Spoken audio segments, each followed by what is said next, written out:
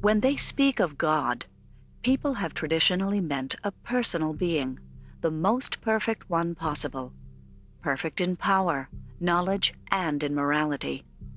The first and foremost goal of the arguments is to prove that this God exists, and secondly, to prove that he does indeed possess these attributes of perfection. The ontological argument is unique in that you can pinpoint its origin in a single person, St. Anselm of Canterbury.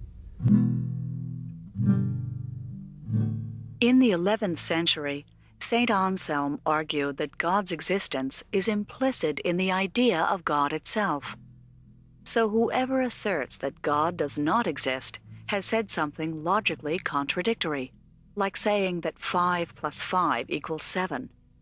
This argument is known as the ontological argument. The fool said in his heart, "There is no God."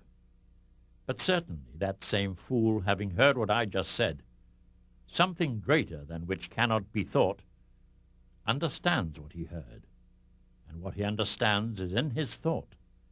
But it cannot exist only in thought, for if it exists only in thought, it could also be thought of as existing in reality as well, which is greater.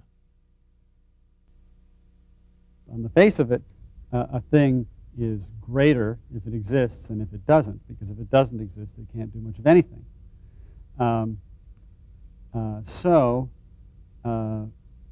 Think, fool, of the greatest possible being, list the attributes, and if you don't include existence on that list, I'll point out to you that you forgot one.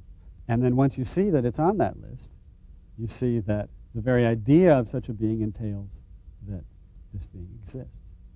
Now, how good an argument is that? I think in that form, it isn't particularly good. Anselm's argument assumes that existence is a characteristic of perfection. The Prussian philosopher Immanuel Kant objected to this assumption, asserting that existence is not a predicate. He used the idea of 100 coins to make his point. There's no real difference between the idea of a pile of 100 coins and the idea of an existing pile of 100 coins. Each is the idea of a pile worth the same amount, and adding existence to the one doesn't make it the idea of a better kind of thing.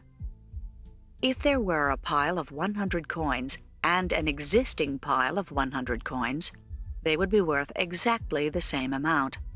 Existence, said Kant, is not a perfection, but merely an affirmation of what is. His fundamental point was we can never prove existence of anything from concepts alone, which is to say we can never gain knowledge just on the basis of logical analysis. We're always going to need additional and ultimately sensory inputs into a logical framework. While Kant effectively rebutted Anselm's claim that existence is a perfection, philosophers like Charles Hartshorne, Norman Malcolm, and Alvin Plantinga breathed new life into the ontological argument in the 20th century. They asserted that while existence may not be a perfection, surely necessary existence is a perfection. Something that exists necessarily is greater than something that exists merely contingently, that is, dependent on or conditioned by something else. God, then, is the being that couldn't possibly not exist. It's possible that there be a being in which it's not possible that there be a greater. But a being in which it's not possible that there be a greater would be one that was essentially omniscient, omnipotent, and wholly good, and furthermore necessarily existent.